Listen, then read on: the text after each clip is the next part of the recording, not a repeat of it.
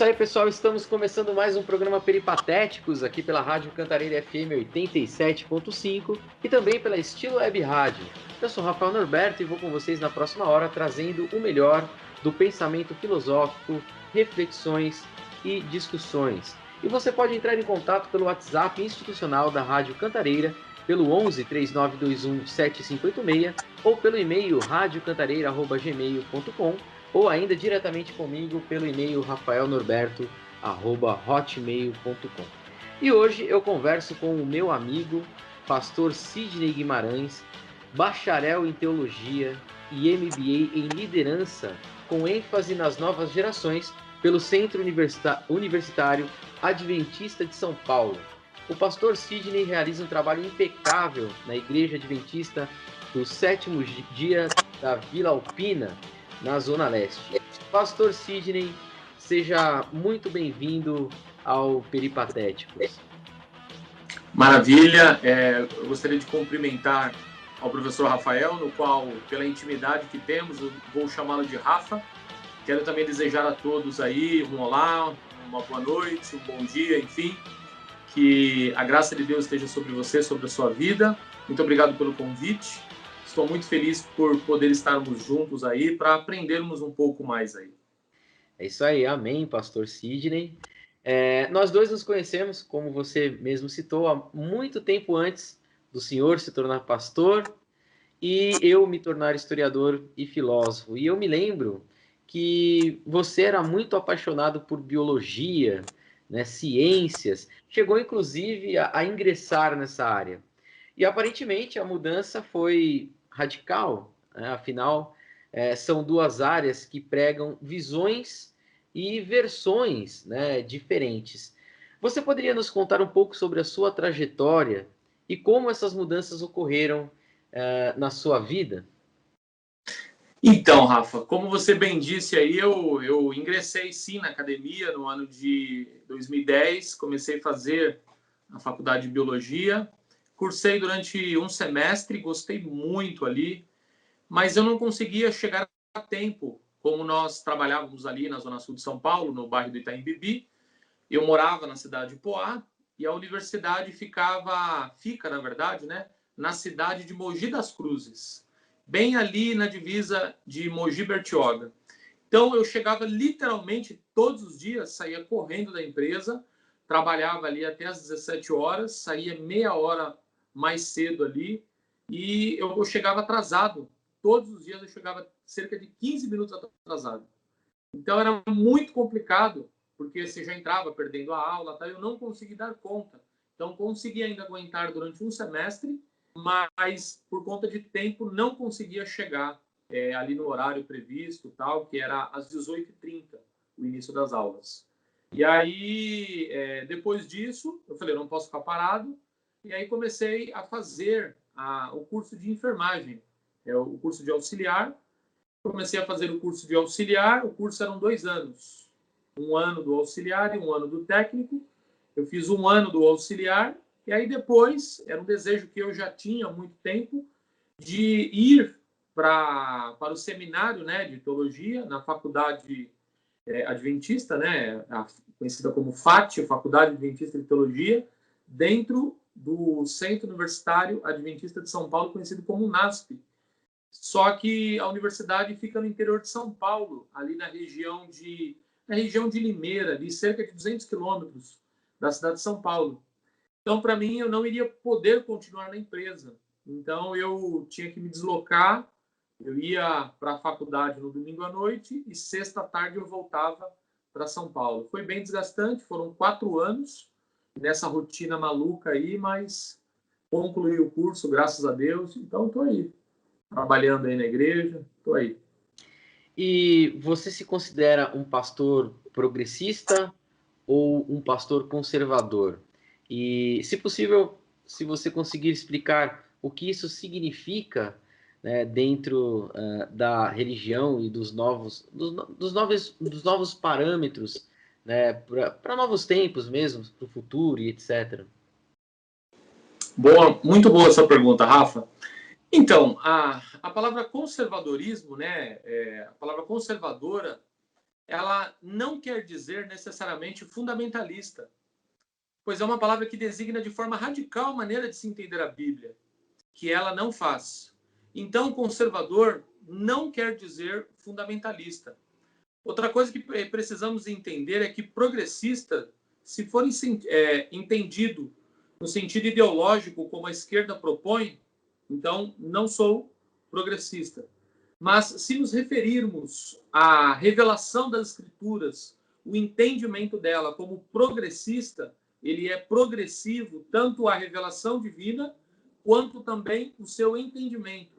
O próprio Jesus disse no Evangelho de João, capítulo 16, versículo 12, ele falou para os discípulos o seguinte: tenho muito que vos dizer, mas não podeis entender agora. Veja, Jesus estava ao lado de Pedro. Imagina se Jesus, no dia que chamou Pedro para se tornar um seguidor dele, Jesus falasse: cara, você vai morrer no ano 64, morto pelo imperador Nero, lá em Roma. O que iria acontecer com ele? Ele falou: não, vou seguir esse revolucionário nada, eu vou fugir. Esse revolucionário, né, que estava desconstruindo toda a ideia que a tradição religiosa de seus dias havia instituído, a opressão que existia ali sobre o povo por meio não apenas da religião vigente na época, ali o judaísmo, como também por conta do Império Romano, que estava trazendo um jugo ali para o povo judeu. Então, a revelação de Deus ela é progressiva, mas o entendimento, Jesus disse isso no Evangelho de João 16, verso 12 e 12, 16, diz que o entendimento também é progressivo. Da mesma forma que o sol ele não nasce de uma hora para outra, ele vai despontando lentamente, lentamente. Da mesma forma que quando vamos ensinar uma criança a ler, a montar ali as palavras, as sílabas, tal, a criança ela vai aprendendo aos poucos ali, né? Nós não chegamos no primeiro ano ali do ensino fundamental e já vamos ensinar a física quântica para as crianças. Então, as crianças aprendem o básico. Então, Jesus estava falando sobre isso, que a verdade de Deus, o entendimento é progressivo e a verdade ela é progressiva também. A igreja adventista, eu poderia dizer que é uma igreja bíblica. E o que isso quer dizer? Quer dizer que a nossa teologia é construída a partir da Bíblia, com seus pressupostos. Já o progressista, em uma visão negativista, deixou a Bíblia, que faz a sua teologia, e aceitou o quadrilato hermenêutico, que não apenas usa a Bíblia, mas também a razão, a experiência e a cultura, junto com a Bíblia, formam, então, o seu entendimento. A igreja, ela, em suas pressuposições, ela é bíblica, porque ela se utiliza das ferramentas de interpretação e compreensão da palavra de Deus, de compreensão bíblica. E ali nós usamos essa ciência, a hermenêutica. E dentro dessa ciência hermenêutica, nós temos algumas ferramentas. Então, para nós entendermos ali a Bíblia, nós usamos a primeira ferramenta, que é a própria Bíblia. A própria Bíblia, ela é a própria revelação de Deus. A Bíblia, ela se explica. Quando nós abrimos a Bíblia no livro de Isaías, do profeta Isaías, lá no Antigo Testamento, cerca de 780 anos antes de Cristo, ele diz o seguinte, no livro de Isaías, capítulo 28, verso 10, verso 13, ele falou o seguinte, que é um pouco aqui, um pouco ali a palavra de Deus. A palavra de Deus, ela se encaixa, ela parece um acolchoado. Porque os profetas do Antigo, a Bíblia foi composta por cerca de 40 homens, num período de 1.600 anos. Interessante que muitíssimas dessas pessoas elas não se conheciam, mas um autor ele nunca vai contradizer o outro. Então, a primeira ferramenta que nós usamos, a própria Bíblia. A Bíblia ela se explica. Nós usamos também a concordância bíblica para poder entender a Bíblia. Um comentário bíblico, o dicionário teológico, enciclopédia bíblica. Usamos também a história e o contexto histórico. Então, quando nós vamos ler a Bíblia, nós precisamos entender qual que era o contexto histórico, para quem estava sendo dito aquilo. Será que é aplicável hoje? Quando nós lemos lá no Antigo Testamento, quando Deus pede para Abraão matar o seu filho, será que eu tenho que matar o meu filho? Quando Paulo, no Novo Testamento, fala que as mulheres precisam usar véu na cabeça, será que as mulheres hoje precisam utilizar véu? Então, nós precisamos contextualizar, precisamos entender isso, senão nós vamos ter problemas, como existe, infelizmente, por aí, porque algumas pessoas não usam essas regras. E a hermenêutica, ela faz uso dessas regras para a interpretação da Bíblia. Então, ela é uma ciência que fornece regras para a sua interpretação e também para a interpretação de qualquer livro.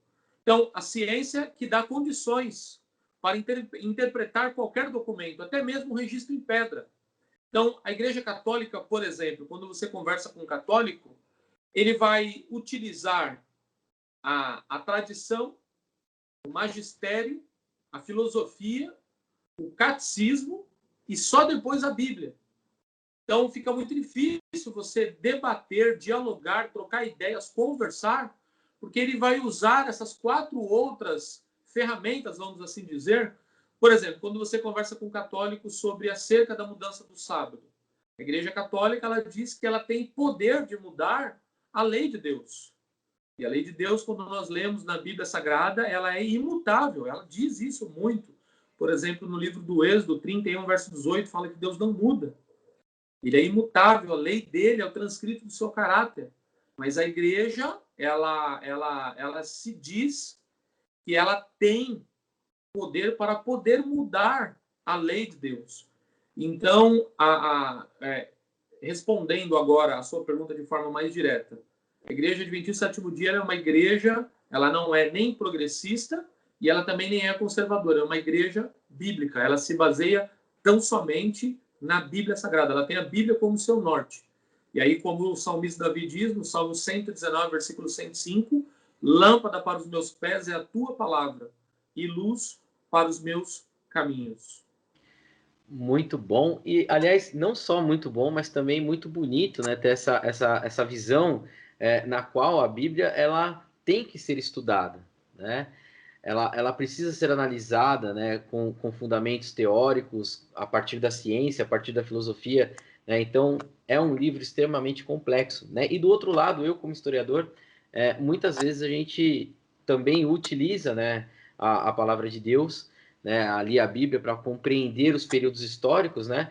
E eu vejo muitas vezes alguns historiadores que tentam utilizar isso como uma forma de negação, o que na verdade não corresponde, né? Não cabe ao historiador provar ou não provar a existência de Deus, né? Isso é uma discussão que é do campo da fé, né? E quem acredita em Deus, por exemplo, acredita pela fé, né? E não somente pela junção de fé e razão, né? É uma questão que é muito interessante. Inclusive, né, um dos caras que eu tenho uma profunda admiração e que popularizou, né, e que permitiu o protestantismo foi o Martinho Lutero, né, que, inclusive, ele inicia os estudos no direito, né, ele larga tudo para servir a Deus, né, contrariando a sua família, inclusive, e ele torna-se um marco, né, um marco dessa luta contra as indulgências, ao introduzir ali o protestantismo, que discordava, né, sobre a visão da própria Igreja Católica em relação ao mundo, e certa vez ele disse, né, as boas obras não tornam bom o homem, mas o homem bom pratica boas obras. As obras más não tornam mal o homem, mas o homem mau pratica as más obras, né? Na sua visão teológica, que eu já vi que é muito ampla e que vai render aí uma boa discussão, há muitas pessoas que ainda estão praticando a caridade sem a fé, que era uma das críticas de João Calvino, Lutero e o próprio Henrique VIII na Inglaterra? Então, interessante que você disse, né, sobre o Martinho Lutero. Interessante que houve diversas reformas, né? Não houve apenas a reforma. Nós podemos dizer um pouco antes de, lá na República Tcheca, nós podemos falar sobre John Hus, que foi martirizado no dia 6 de julho de 1415, porque não concordou com a visão do clero, enfim. Então, nós temos aí, como você disse, o próprio João Calvino, o próprio João Calvino na França, Martinho Lutero aí na Alemanha, tantos outros homens, né? Zwinglio, Melanchthon, os irmãos Wesley, tantos outros homens que eles tão somente decidiram debater sobre temas tão importantes. Porque algumas pessoas pensam o seguinte: o fato da pessoa ser cristão é uma pessoa que é analfabeta, é uma pessoa inculta, é uma pessoa iletrada. É bem verdade que existem pessoas que, infelizmente, não tiveram, como a minha mãe. Minha mãe professa a fé cristã, não é protestante, é a fé católica, mas ela professa a fé muito bonita, a fé católica, mas ela não teve as mesmas oportunidades que eu tive de estudar, enfim. Mas quando nós vamos lá para a Reforma, são pessoas que queriam chamar as pessoas para o diálogo, queria chamar as pessoas para poderem conversar. Eram acadêmicos, eram pessoas importantes, pessoas seres pensantes. Martinho Lutero estava na academia. Interessante que na Igreja do Castelo, que era uma extensão da universidade, que a universidade se utilizava ali do auditório para poder ter grandes debates, não apenas teológicos, mas também filosóficos ali. E é interessante que ali na Catedral de Wittenberg, ali, quando Martinho Lutero ele anexa ali as 95 teses da justificação pela fé, é interessante que ao ele fixar aquilo, já era muito comum nas portas ali, funcionava como um mural ali. Então ele coloca ali, coisa que a gente vai discutir um pouco mais aí à frente sobre a questão das indulgências, a questão do que a igreja fazia, oprimia as pessoas, subjugava as pessoas a terem medo de Deus. O próprio Martinho Lutero, ele tinha muito medo de Deus. E aí a sua pergunta diz que se hoje em dia existem pessoas que podem fazer algumas ações sem ter fé. A resposta que eu diria sim. Eu diria sim, mas isso é muito perigoso, porque eu acredito que o autor do livro de Hebreus seja Paulo, mas no livro de Hebreus, capítulo 11, versículo 1 e 6, diz que sem fé é impossível agradar a Deus. Ou seja, e eu só desenvolvo fé. Por exemplo, eu tenho meu filho tem apenas 4 meses. Então agora ele já está desenvolvendo confiança em mim e na mãe dele. Então, ele está desenvolvendo confiança porque ele está desenvolvendo confiança porque ele já me conhece. Então, nós desenvolvemos fé quando nós conhecemos. Então, acredito sim que pessoas fazem boas ações, enfim, mas o homem, em sua natureza, acredito eu, pelo que diz a Bíblia, o próprio apóstolo Paulo diz isso em Romanos, capítulo 7, do 18 a 24, ele diz que a natureza humana, ela tende para o mal. A nossa natureza eu diria que, como o apóstolo Paulo diz, que o ser humano, quando ele aceita, tendo a minha cosmovisão como cristão, o cristão, o ser humano, quando se torna cristão, ele é colocado dentro dele uma nova natureza. Nós temos a natureza carnal, que é uma natureza egoísta, é uma natureza que é muito egocêntrica, é uma natureza que só pensa em si mesmo, é uma natureza que está perdida, é uma natureza, como o próprio apóstolo Paulo vai dizer em Gálatas, quando ele escreveu aos Gálatas, ele diz no livro de Gálatas, no capítulo 5, versículo 21 e 22, ele fala ali sobre os frutos, o fruto da carne. E ali ele fala que é inveja e tantas outras coisas mais. E aí ele, no contraponto, é o fruto do Espírito. E o primeiro fruto do Espírito é o amor. E aí, linkando com o que ele vai dizer em 1 Coríntios 13, ele fala que nós podemos fazer tudo o que nós fizermos em prol do ser humano. E se nós não, até o próprio Renato Russo, né, canta o Salmo do Amor ali, que se nós não tivermos amor, de nada valerá. Então eu vejo que é muito importante, ao fazermos as coisas, nós precisamos sim fazermos com fé, acreditarmos que... Eu costumo dizer o seguinte, que quando nós fazemos o bem ou o mal a qualquer ser humano, nós estamos fazendo diretamente a Deus, porque a Bíblia assim fala. Lá em Mateus 25, a partir do verso 31, Jesus falou que o bem ou o mal que você fizer a qualquer ser humano, você está fazendo a Deus. E tudo que fizermos, precisamos fazer com fé, com dedicação, com apreço, com carinho, porque nós estamos fazendo como se fosse para o próprio Deus. Não sei se é essa a resposta, não sei se eu comi bola por aí, mas acho que é por aí, Rafa. Não, é por aí mesmo, né? E quando você percebe, né, que alguém se aproxima ali para fazer uma caridade, né, e que essa pessoa ela está indo pelo lado errado, né, que ela está achando que essa caridade ela vai de alguma forma diminuir o seu pecado ou as coisas erradas que faz. Como é que você age quando você percebe essa aproximação? Então, interessante, né? Que o ser humano, ele nunca ele nunca vai conseguir fazer nada para poder se tornar bom. Como que eu posso responder melhor a sua pergunta? O ser humano, ele precisa tão somente porque quando você vai para a Índia e você entende um pouco mais sobre o hinduísmo, você percebe que não apenas no hinduísmo, como também no budismo, as pessoas elas acabam se automeditando, buscando o eu interior, a bondade que existe dentro dela. Mas a cosmovisão bíblica, a cosmovisão cristã diz, ensina, acredita que o bem não vem do ser humano, não advém do ser humano. Então, e aí, pseudo-pastores, apóstolos, bispos, padres, se valendo disso, acabam subjugando pessoas ali para obterem lucro para si ali, para suas denominações, enfim. Então, isso é algo muito complicado. Então, de pessoas que querem... E aí nós vemos a história de Caim e Abel. Deus havia falado lá no capítulo 5 do livro de Gênesis, eu quero que vocês me tragam uma oferta, na verdade, capítulo 4. Gostaria que vocês me trouxessem uma oferta. A oferta que eu quero é a oferta de um cordeiro.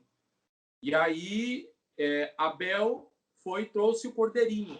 Ele era pastor ali, ele cuidava de animais. Só que Caim, ele era lavrador. E ele trouxe a oferta de manjares.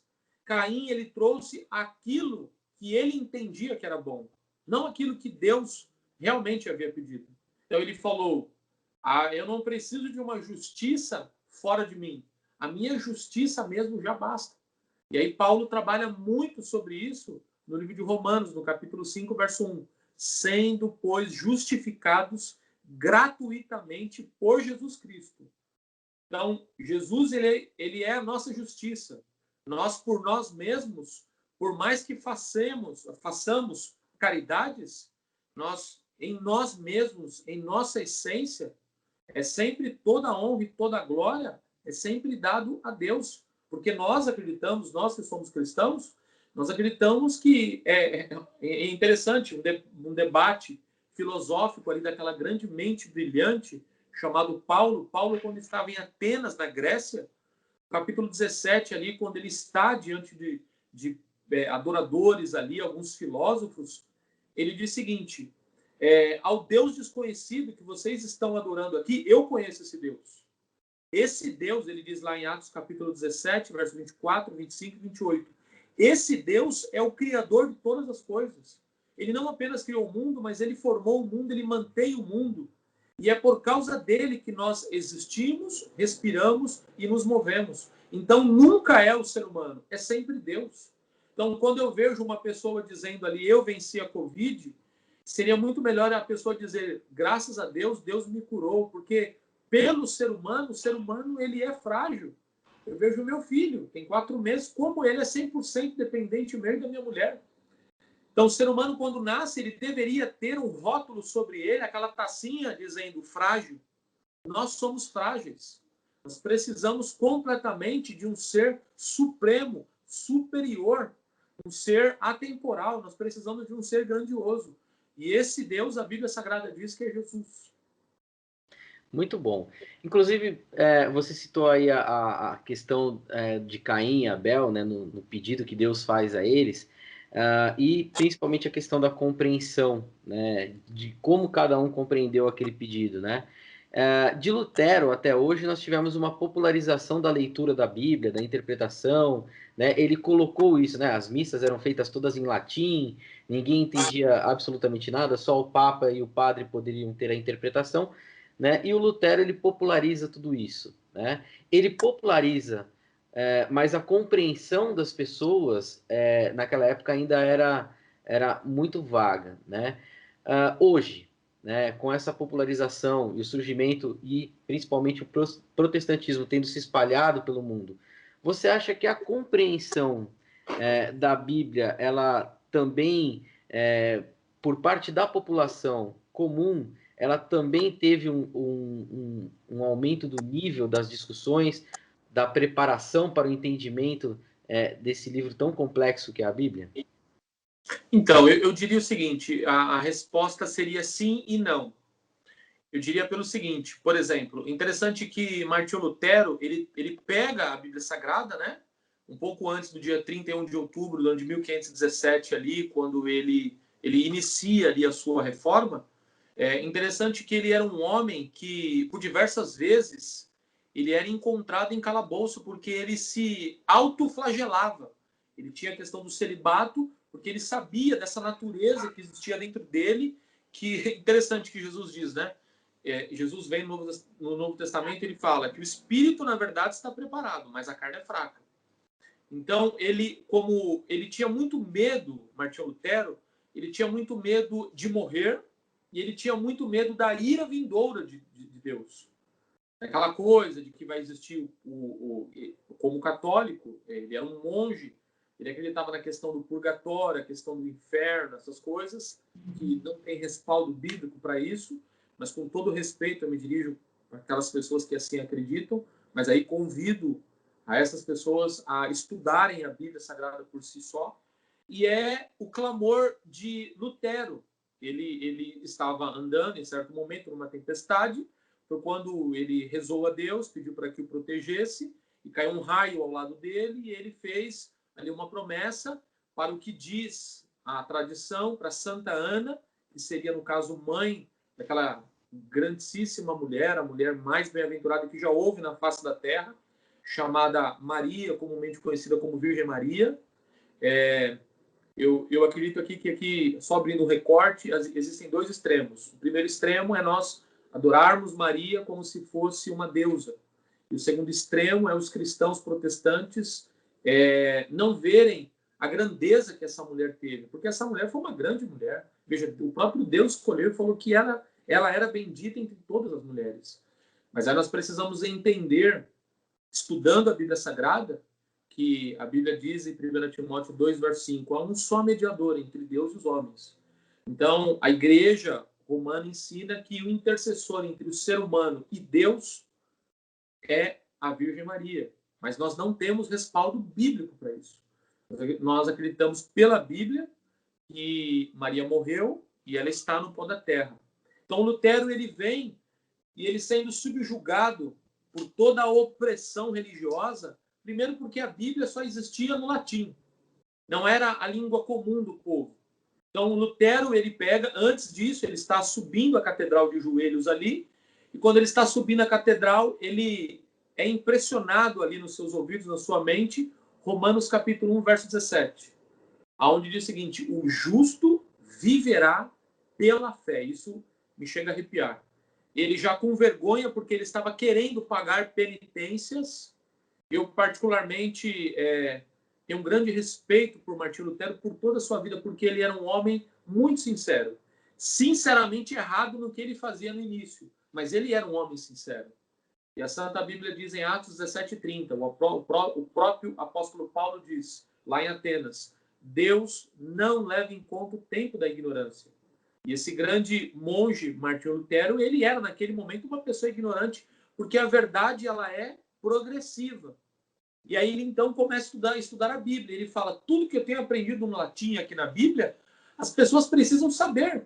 Porque a igreja queria manter o monopólio da Bíblia para que ela interpretasse a bel prazer, para que isso pudesse lhe trazer riqueza, pudesse pregar para as pessoas que as pessoas precisavam, ao depositarem as suas moedas ali nos cofres da igreja, os seus familiares que estivessem no purgatório, no inferno, essas pessoas seriam resgatadas de lá.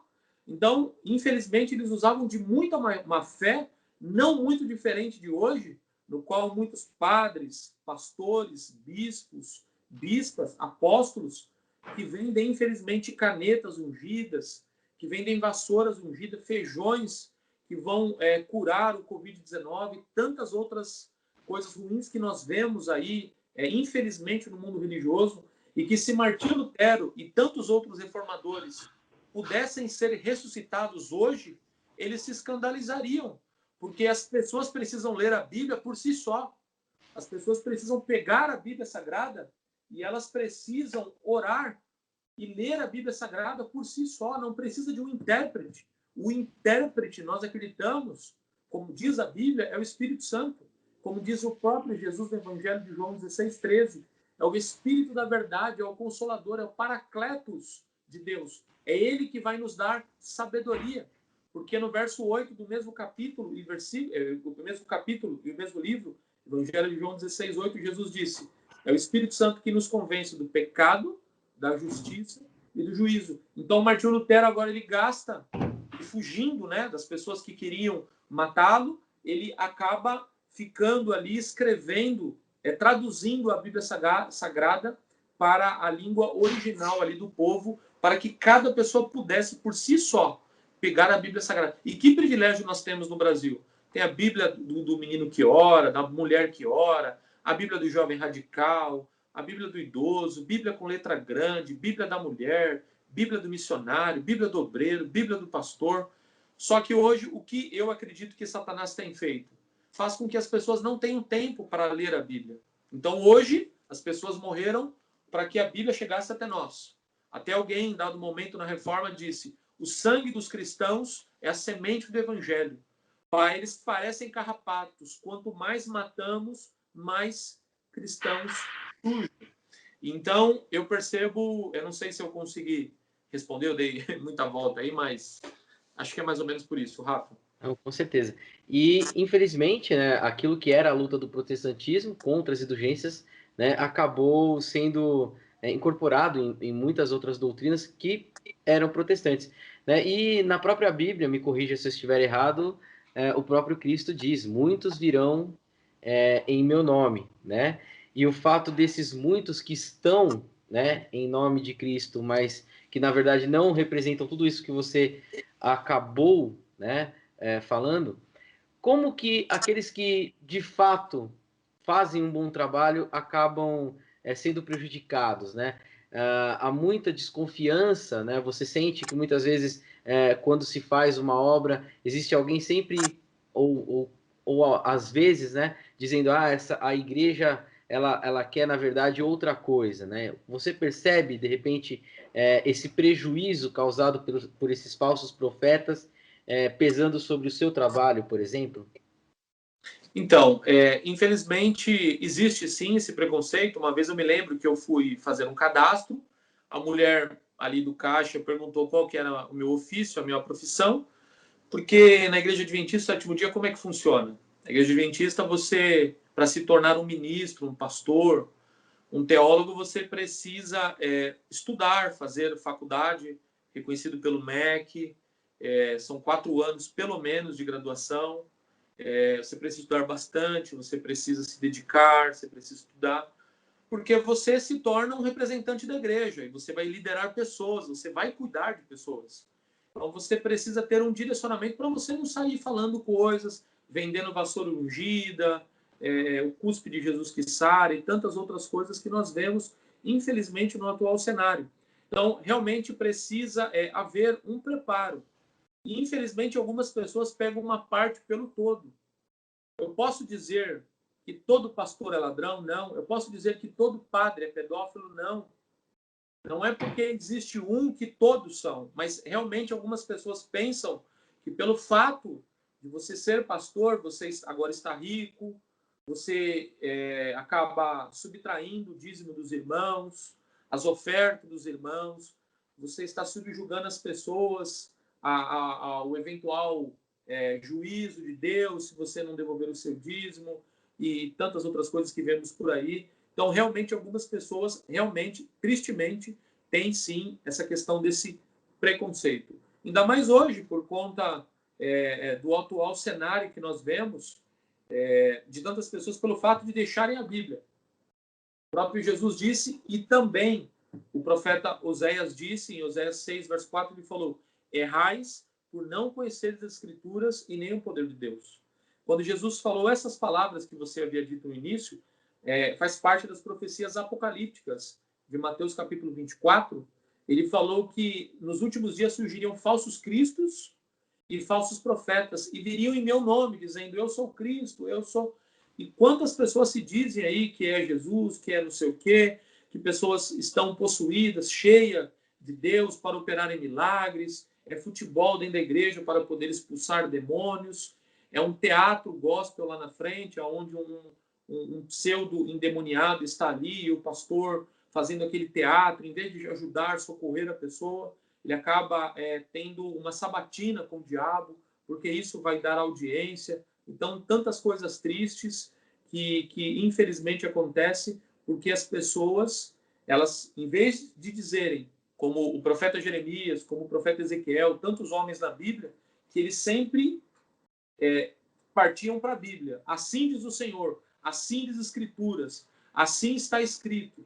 O próprio Jesus, na tentação do deserto, em Mateus 4, do 1 a 11, ele mesmo disse, porque está escrito. Então, nós sempre precisamos usar o assim diz o pastor Jesus. Não assim diz o pastor da minha igreja. Tem pessoas hoje que nem levam mais a Bíblia para a igreja. Então, o pastor conta as suas histórias, o pessoal dá risada, e as pessoas não acabam estudando a Bíblia Sagrada. Não fazem como os bereanos faziam lá no livro de Atos.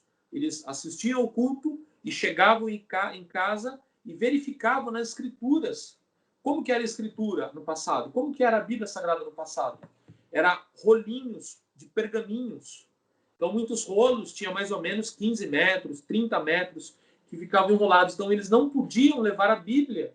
No caso, o Antigo Testamento, o Novo Testamento está em formação. Eles não conseguiam levar até a igreja. Até mesmo muitos deles não tinham. Tinham que ir até a sinagoga, enfim, para poder ver. Não tinha um iPad, um tablet. Então, nós sempre precisamos ver o que assim diz o Senhor Jesus, o que diz o pastor chamado Cristo. Não podemos seguir homens. Nós precisamos seguir o que diz a Bíblia Sagrada. Muito bom. Eu acho assim, é muito bom ouvir alguém que realmente tem um estudo muito claro dos assuntos. O Lutero, João Calvino, que nós já falamos bastante deles, eles foram revolucionários da fé, construíram ali uma dinâmica que eu particularmente acho louvável e muito interessante, mas eu percebo que embora, né, eles fossem revolucionários para a época, né, hoje, né, como é que a igreja está se preparando para os chamados novos tempos, né? Quais são os principais desafios que as doutrinas elas vão enfrentar, né? E se a gente pode esperar também mudanças, né? Você já disse isso no começo da questão da adaptação, se nós podemos esperar mudanças, né, que contemplem também novos cenários daqui para frente. Então, baseado na Bíblia Sagrada, nós vemos...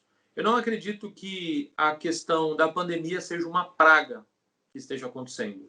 Apesar de ser uma praga, vamos assim dizer. Mas não é uma praga como está escrito no livro do Apocalipse. Mas acredito que sejam pequenos sinais. Nós percebemos que quando você estuda sobre ecologia, nós percebemos que o nosso mundo, infelizmente, ele está se deteriorando. Nós percebemos que o nosso planeta não vai subsistir por muito mais tempo. Nós vemos a poluição que existe, o desmatamento, tantas outras coisas. E existe agora um clamor por parte da Igreja Romana, que a Igreja Romana ainda ela é muito poderosa, e cada vez mais, veja, nós temos agora um Papa latino-americano, muito carismático. Ele tem, por exemplo, há cerca de um mês atrás, estava no Iraque, tem ido a tantos outros países que no passado ele talvez não conseguiria entrar. Então, eu acredito que, baseado na Bíblia Sagrada, que muitas mudanças elas vão ocorrer sim. A Bíblia Sagrada ela fala que vai haver, no futuro, vai haver o ecumenismo. Todas as religiões vão se unir, vai haver apenas um único dia para adoração, e esse dia não é o sábado, pelo que está escrito na Bíblia, é sábado, mas eles vão instituir o dia do domingo, baseado na profecia de Daniel, capítulo 7, verso 25, vai ser instituído um dia para adoração, porque eles vão falar o seguinte: essas pragas que têm acontecido no nosso planeta, porque as pessoas não têm adorado a Deus. Então, nós precisamos adorar a Deus no dia da família. E o dia da família não é o sábado. O dia da família é o domingo, por causa da ressurreição de Jesus. O Novo Testamento trata pelo menos 8 vezes falando sobre o domingo. O nome domingo na Bíblia não existe, sim o primeiro dia da semana. Primeiro dia da semana. O sábado, o Shabat, é o 7º dia da semana, significa descanso. Hoje, nós, biblicamente falando, baseado em Levítico 23, verso 32, hoje é sexta-feira, né? Hoje já é sexta-feira, mas hoje, biblicamente falando, nós já estamos nas horas sagradas do sábado. Um dia para o outro, ele é de um pôr do sol ao outro pôr do sol. Então, essas mudanças, elas vão acontecer, porque eles vão acabar e já estão acabando, substituindo a Bíblia por conta da tradição, porque a igreja romana vai dizer, nós temos autoridade. Porque diversos concílios, reuniões que eles fazem, nós percebemos que presidentes de grandes potências estão assentados ali aos seus pés para poder ouvir as suas orientações. Agora, qual pastor, qual líder budista, qual líder hindu tem essa capacidade, esse poder?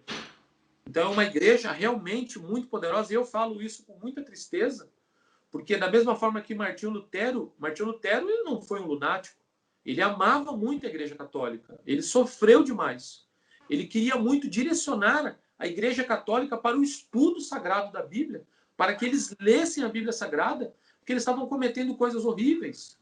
Da mesma forma eu, que fui católico e um respeito muito grande aos nossos amigos católicos aí, eu fui católico durante 18 anos. A minha vozinha de 97 anos morreu há 2 anos, professando a fé católica, uma fé muito bonita, muito genuína, mas para os católicos precisamos ler a Bíblia. E não apenas para os católicos, mas para os protestantes, evangélicos, neopentecostais, pentecostais. Não é o assim diz a igreja, é o assim diz a Bíblia, a Escritura, é a sola Escritura, é só a Bíblia, é a Bíblia somente. Nós precisamos. Então, basicamente é isso. Vai haver sim, e vai impactar no futuro muito próximo, vai haver realmente essas mudanças sim. E já está havendo pouco a pouco. Muito bom.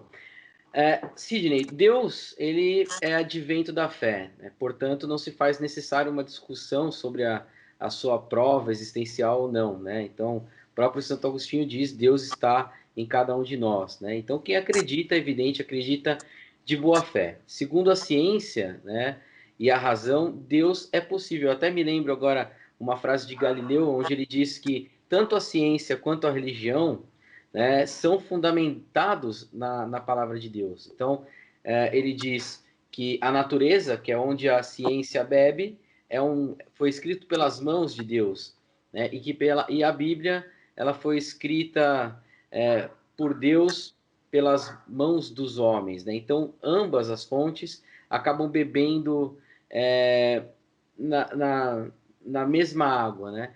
Mas de forma antropológica, né? Essa também é uma discussão que não se faz necessário, né? Justamente pelo que o Galileu disse, que ambas bebem da mesma coisa, né? Visto que a maior relevância seria justamente o comportamento da sociedade diante da doutrina que escolhe, né? Então, a visão é como que se comporta a sociedade a partir da escolha religiosa que faz. Nesse sentido, né, qual é a função da igreja, qual é a função de Deus, né, nos dias de hoje dentro da sociedade? Então, o que acontece? Interessante que a Bíblia Sagrada ela é a revelação da vontade de Deus. Só que existem outras revelações. Por exemplo, quando nós olhamos a natureza, a Santa Bíblia diz no Salmo 19, verso 1, diz assim: os céus proclamam a glória de Deus e o firmamento anuncia as obras de suas mãos. O Salmo 24, verso 1 diz o seguinte, que a Bíblia Sagrada diz que o mundo és de nosso Deus.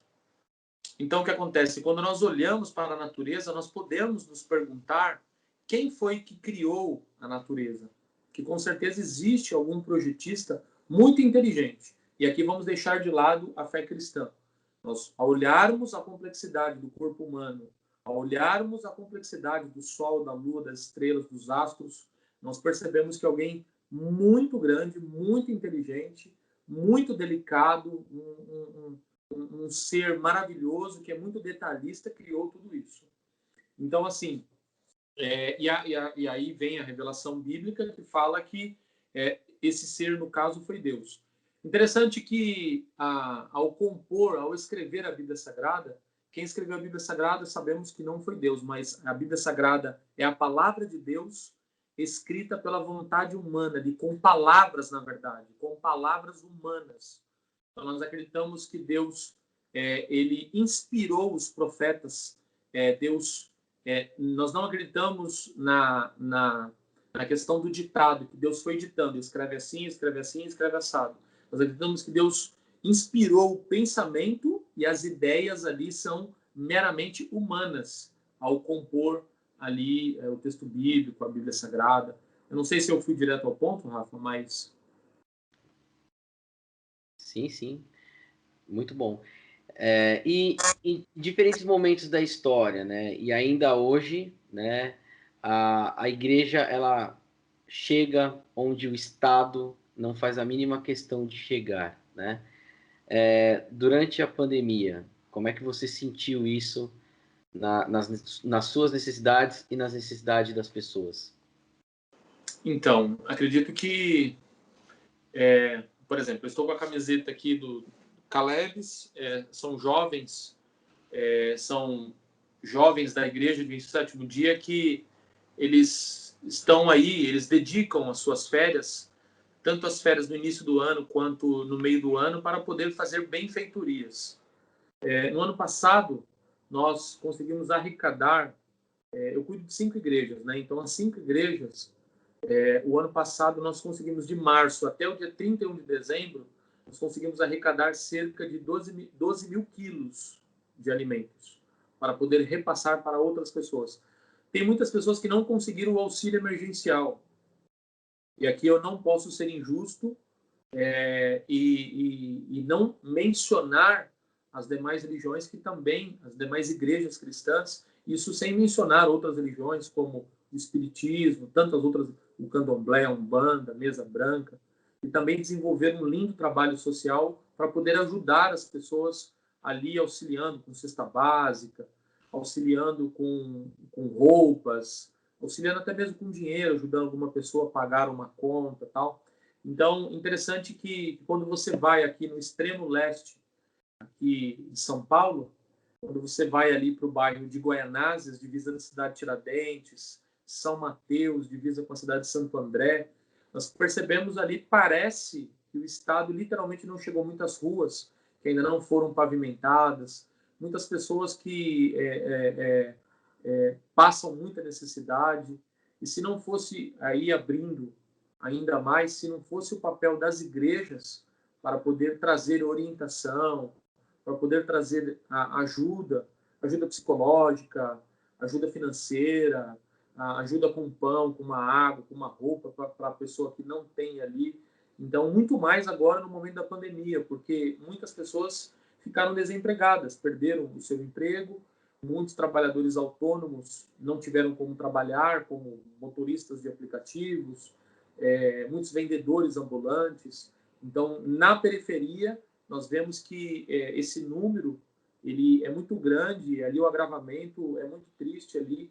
Então, é o grande papel das religiões. Porque o próprio Jesus, o irmão de Jesus, chamado Tiago, o apóstolo Tiago, em seu livro, ele disse em Tiago 1, verso 27, ele diz o seguinte: o que é religião? A religião pura e sem mácula, a religião pura e imaculada é essa. 2 pontos. Ajudar o órfão, ajudar a viúva, ajudar o necessitado. Então, a religião cristã, a religião de Cristo, não é o que a comunidade vai me oferecer. É o que eu, como cristão, posso fazer para me tornar uma igreja acolhedora, para poder ajudar o ser humano, para poder reerguer o ser humano na sua complexidade, na sua parte física, mental e também espiritual. Então, a parte espiritual, ela não joga por fora a parte física e a parte mental. Não é só o espiritual. Então, não adianta eu ir até a comunidade, ir até debaixo de uma ponte e falar com a pessoa, eu estou com a Bíblia Sagrada, e ao chegar com a Bíblia Sagrada, falar, só Jesus, e não sei o quê, não sei o quê. Se a pessoa está com fome. A pessoa que está com fome, eu não tenho que levar a Bíblia. Eu tenho que comprar um saco de pão, colocar um queijo, comprar um suco e levar para a pessoa. A pessoa está com fome de comida. A Bíblia Sagrada eu sei que é o pão espiritual. Jesus falou isso. Em João 6, verso 48. Ele é o pão vivo que desceu do céu. Porém, a necessidade da pessoa ali, porque Jesus ele passava mais tempo Jesus não passava mais tempo pregando. Jesus passava mais tempo curando, ajudando as pessoas. Então eu vejo que religião não é teoria, religião é 100% prática. Por que adianta eu dizer que eu sou cristão se eu torturo a minha esposa? Por que adianta eu dizer que eu sou cristã e eu torturo o meu marido, traio o meu marido? Por que adianta eu dizer que eu sou cristão e eu falto com respeito com os meus pais? Eu não sou um bom cidadão para a sociedade. Então, religião, por que muitas pessoas, infelizmente, não querem procurar uma igreja? Porque estão decepcionadas com ela. Muitas pessoas estão amarguradas, elas foram traídas pelas mais diversas religiões. Adventista, Assembleia de Deus, Batista, Universal, Igreja Católica. As pessoas estão, porque algumas pessoas dentro dessas comunidades, em vez de entenderem e viverem o Evangelho, que religião ela é prática.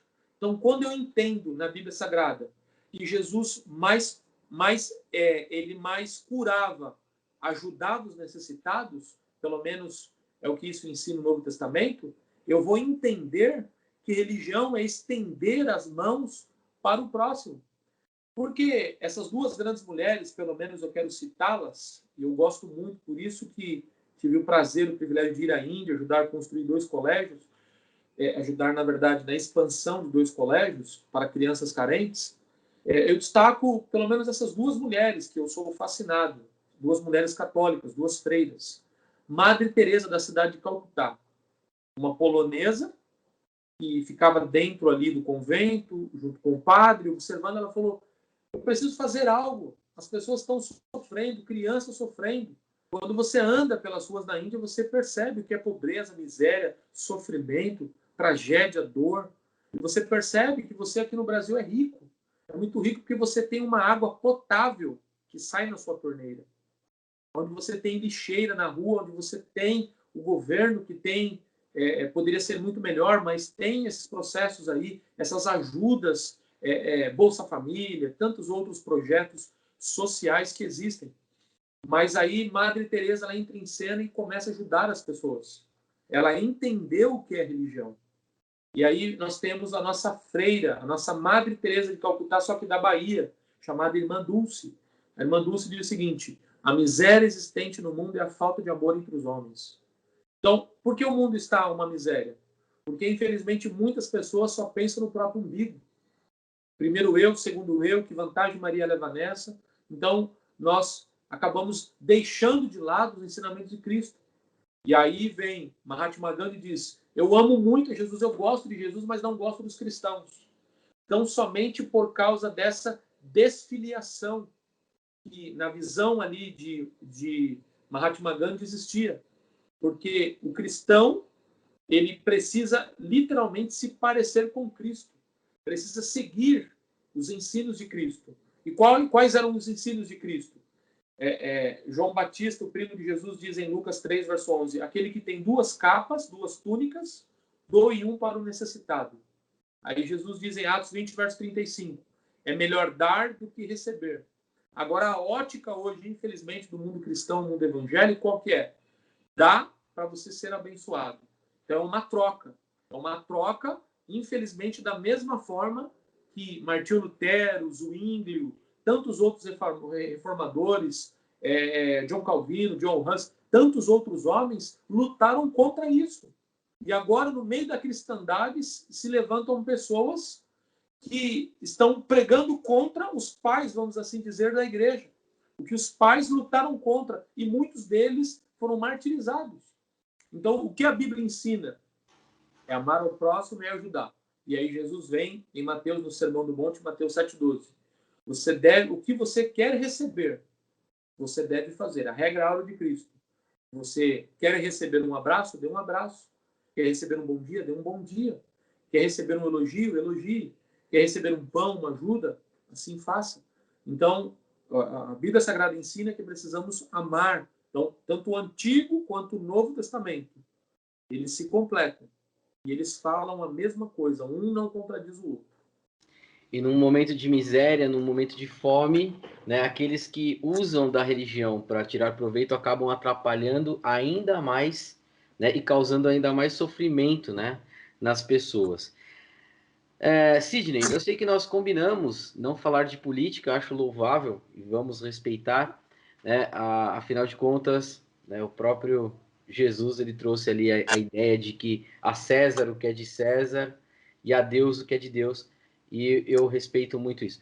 Mas eu queria fazer uma pergunta que está relacionada justamente à prática, né, ali da igreja, né? Como você analisa, né, a pandemia, né? E a igreja acabando se tornando um serviço essencial. Não que não seja essencial, né? Eu acho que a religião ela tem uma importância gigantesca dentro da sociedade. Mas no momento em que nós temos a pior, né, fase da nossa pandemia, alguns setores querendo colocar ali como serviço essencial. Qual é a sua opinião sobre isso? Então, no momento, as igrejas elas estão fechadas, né? Elas podem estar abertas para as pessoas irem rezar ou orar, enfim, mas um pequeno número de pessoas, né? Não pode haver culto, não pode haver missa, enfim, é, elas estão fechadas neste momento para isso. Amanhã, por exemplo, nós estaremos com a igreja aberta. Vamos ter a doação de sangue de 80 voluntários para poder ajudar o Hospital das Clínicas, o Hemocentro lá, e aqui eu agradeço de forma pública o Hemocentro, que eles vão levar todos os aparelhos. Então a igreja tão somente abriu as suas portas, emprestou as suas dependências, o prédio, a estrutura, para que o hospital fosse ali, mesmo em meio a uma pandemia, vamos respeitar todos os protocolos de segurança, porque a fé, ela também é racional, ela não é irracional. O que temos visto, infelizmente, algumas pessoas dizendo o seguinte: eu acredito em Deus, então não vou usar a máscara, e vai por um caminho muito perigoso, quando na verdade a ciência tem falado que é um vírus, a ciência tem falado que é um vírus que pode matar e tem matado pessoas, e eles têm nos aconselhado, os especialistas da saúde, a usarmos máscara e tantas outras coisas mais, e precisamos assim fazer. Sobre essa questão, eu acredito que, como veio o decreto para se fechar a igreja, e é o momento de se fechar a igreja, eu acredito que a melhor e a maior decisão por parte das religiões foi acatar as orientações do Estado, fazendo a sua parte da erradicação aí do novo coronavírus, né, o Covid-19, para que tão logo possamos voltar a abrir as portas aí e possamos estar. Eu acredito que foi uma decisão, apesar que foi muito ruim, porque em qual sentido ruim? O sentido porque as pessoas sentem falta da igreja. Em contrapartida, nós estamos transmitindo, fazendo transmissões ali online para que as pessoas, neste momento, não vão à igreja. Então, a orientação que nós temos dado, não venham à igreja. A igreja está aberta com 3 pessoas: o pregador, a cantora e a pessoa que está filmando. Apenas 3 pessoas, respeitando toda a orientação sanitária ali e tal, e estamos transmitindo. Então, é um mal necessário nesse momento para que nós possamos virar, como você bem disse. Nós estamos no pico, há mais de um ano nessa pandemia, nós estamos na parte mais alta, por enquanto. Espero que baixe, mas tende, literalmente, esse gráfico, infelizmente, continuar subindo. Isso quer dizer que muitas mais pessoas, infelizmente, vão perder as suas vidas. Eu, ano passado, peguei Covid-19. Fiquei recluso durante 15 dias, mas eu estava usando máscara, enfim, estava me cuidando, mas acabei contraindo, mas ainda continuo me cuidando. Então, a igreja fechada hoje é um mal necessário. É muito importante todas as religiões cumprirem ali o decreto estadual para que tão logo a gente possa passar por isso aí. Muito bom. Pastor Sidney, meu amigo Sidney, eu deixei a pergunta mais importante, consequente a mais difícil, para o final. Durante as minhas aulas de história e filosofia, eu sempre ouço 2 perguntas muito complexas. E olha que eu ensino Santo Agostinho, Santo Anselmo, São Tomás de Aquino, e eu sempre ouço, né, a primeira, o que é Deus? E a segunda, se eu acredito em Deus, né? E geralmente eu tento sair pela tangente, né? E respondo com uma argumentação que mistura Moisés de Maimonides, né? E estímulos para que o próprio aluno busque a sua resposta. Né? Sempre costumo dizer assim: Deus não tem atributos, ou os atributos são acidentais e essenciais? Deus, se existe, não tem acasos e não pode ser definido, portanto, com atributos que são referidos ao homem, né? E completo, induzindo, né, o meu aluno a pensar, me defina primeiro o Deus que você está falando e eu digo se eu concordo. Portanto, eu queria jogar esta mesma provocação para você. Queria que você me definisse, Pastor Sidney, para você, o que é Deus e como você pode definir ele para a gente aqui. Então, fazer uma definição de Deus, né? Isso, o que para você, né? Assim como eu acabo respondendo a minha visão e estimulando o aluno a buscar a sua própria visão sobre Deus, queria ouvir, né, de tudo aquilo que você já viu, né, de todas as provações que você já teve, todo o contato que você tem com a espiritualidade, para você, Pastor Sidney, o que é Deus e como você pode definir, né, isso dentro da sua concepção. Então, para mim, a maior definição de Deus, para mim, é Pai. A oração do Pai Nosso, que é a oração universal, tanto dos católicos, dos evangélicos, dos cristãos, dos evangélicos, protestantes, que se encontra em Mateus capítulo 6, do 9 ao 13, veja que aqui nesse mundo eu vi meu pai apenas uma vez. Uma longa história, ele traiu minha mãe, eles eram casados, constituiu uma outra família, eu o vi apenas uma vez, ficamos juntos até 1 ano e meio de idade, então não tive contato com meu pai terreno. Mas para mim a maior definição de Deus é pai. E quando você se torna pai, como eu me tornei pai, e um dia você vai se tornar pai, você entende que é o seu coração fora de você. É algo maravilhoso. E um pai de verdade, ele ama, ele cuida, ele protege, porque não tem como olhar o nascer do sol, o pôr do sol, você ir até o mar, você analisar um formigueiro, você analisar um cardume ali de peixes, você analisar uma revoada de pássaros, e você não enxergar as digitais de um Deus amoroso. Não tem como. É impossível tudo isso ter sido criado do acaso. É impossível, não tem como ter surgido do acaso. Quando nós olhamos o nosso coração humano bombeando 24 horas por dia, cerca de 90 mil litros de sangue, quando nós vemos toda a estrutura que nós temos, o posicionamento dos órgãos, os tecidos, a comunicação que existe nos neurotransmissores ali, a conexão que existe ali, é algo muito complexo. É impossível ter surgido por um acaso. Da mesma forma que nós estamos nos valendo de um recurso, quando eu era pequeno, dava meia-noite, a televisão começava a ficar aqueles riscos, tal, e aquela coisa. Olha o avanço da tecnologia. Nós estamos nos falando aqui, pelo menos há 10 anos atrás, a velocidade da internet era 8.714 km por segundo. Não sei hoje. Há 10 anos atrás era isso. Não sei hoje. Mas nós conseguimos conversar em tempo real. Quando eu estive na Índia, na Ásia, eu conversava com a minha esposa em tempo real por meio de uma chamada de vídeo via WhatsApp. Agora eu pergunto, isso daí surgiu por um acaso? O celular surgiu por um acaso? Um carro surgiu por um acaso? Foi de uma explosão? Houve uma explosão na fábrica de bateria, de couro aqui, que é a capa do aparelho, de fone, e aí juntou tudo. De explosão só vem apenas destruição. Não existe inteligência. O que dizer quando nós vemos uma girafa, e a girafa, ao baixar a sua cabeça para poder beber água, a pressão sanguínea é tão grande que se não tivesse uma esponja ali para poder diminuir a passagem ali de sangue para o seu cérebro, com certeza ela teria um AVC, um acidente vascular cerebral. E aí, quando vem o leão, ela se levanta rapidinho, com certeza ela podia desmaiar. Mas quem fez isso? Um grande projetista. Quando nós olhamos um pica-pau e o pica-pau começa a picar ali, ele não tem dentes, mas a morder, vamos assim dizer, a madeira, quando ele está picando a madeira. Médicos traumatologistas, eles estudam o cérebro, a caixa craniana do pica-pau para poder entender, para que eles possam ajudar os seus pacientes. O que dizer da engenharia que estuda o castor?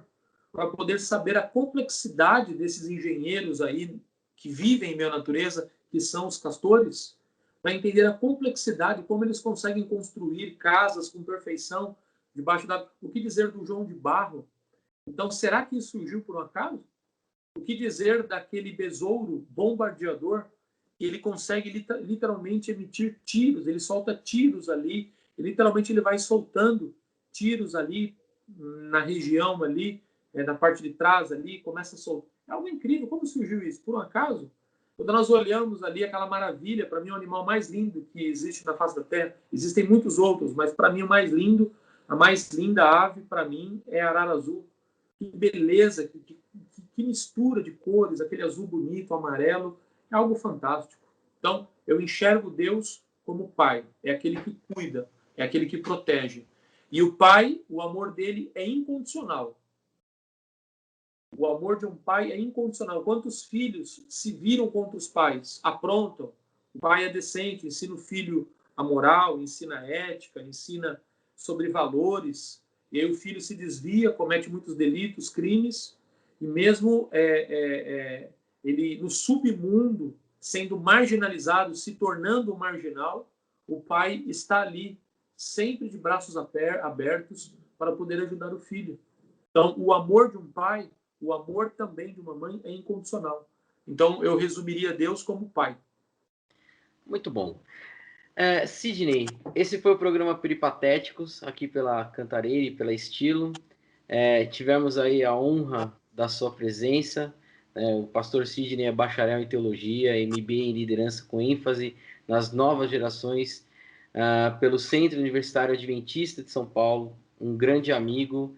Fazia um tempo que eu não conversava com ele, mas é como se tivesse visto na semana passada. Várias lembranças aí chegam. Obrigado por ter aceitado esse convite, e eu não posso deixá-lo ir embora sem destinar um espaço para que você fale para as pessoas, para que você convide as pessoas para visitar a sua casa, né, a sua igreja, e que você fale sobre os seus projetos e quão sério é o seu trabalho.